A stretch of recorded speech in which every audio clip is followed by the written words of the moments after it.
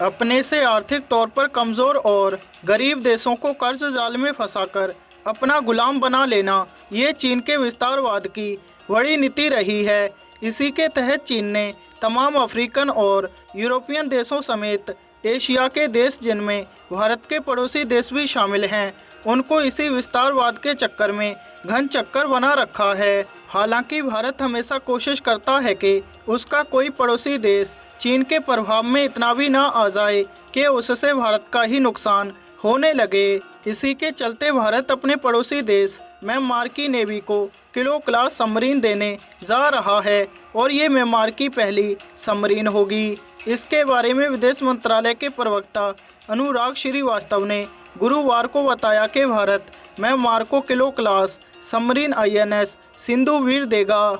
ये दोनों देशों के बीच मजबूत होते संबंधों की तस्दीक करता है और पड़ोसी देशों पर चीन के बढ़ते असर को काउंटर करने के लिहाज से भारत का ये कदम काफ़ी महत्वपूर्ण माना जा रहा है।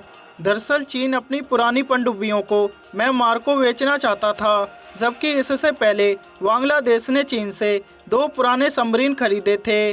पाकिस्तान तो चीन की गोद में पहले से ही बैठा हुआ है। ड्रैगन धीरे धीरे भारत के सभी पड़ोसी देशों पर अपना प्रभाव बढ़ाने की कोशिश कर रहा है। नेपाल तो अब उसके इशारे पर भारत से तनावी मोल लेने लगा है। इसी तरह श्रीलंका, बांग्लादेश, मालदीव, म्यांमार जैसे भारत के पड़ोसी देशों को भी चीन आर्थिक मदद के नाम पर अपने प्रभाव में करने की कोशिश करता रहा है।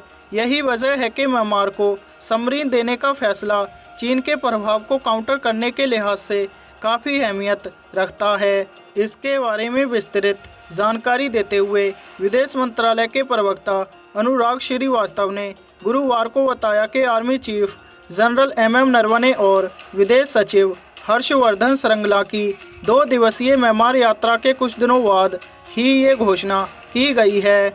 यात्रा में उन्होंने स्टेट काउंसलर आंग सान सू की सहित देश के शीर्ष सैन्य एवं राजनीतिक नेताओं से बातचीत की थी। गौरतलब है कि म्यांमार भारत के रणनीतिक पड़ोसियों में से एक है और भारत के पूर्वोत्तर राज्यों के साथ उसकी 1640 किलोमीटर लंबी सीमा लगती है। पिछले कुछ वर्षों से दोनों देश समुद्री सुरक्षा सहयोग को मजबूती देने में लगे हुए हैं। बता दें, किलो क्लास डीजल इलेक्ट्रिक आक्रमण पनडुब्बी है, जिसका पूर्ववर्ती सोवियत संघ में डिज़ाइन और निर्माण किया गया था और इसे रीफर्बिश्ड कर इंडियन नेवी इस्तेमाल कर रही थी। भारत और म्यांमार के बीच रिश्ते काफ़ी मजबूत हैं। भारत ने म्यांमार में सितवे पोर्ट का निर्माण किया है।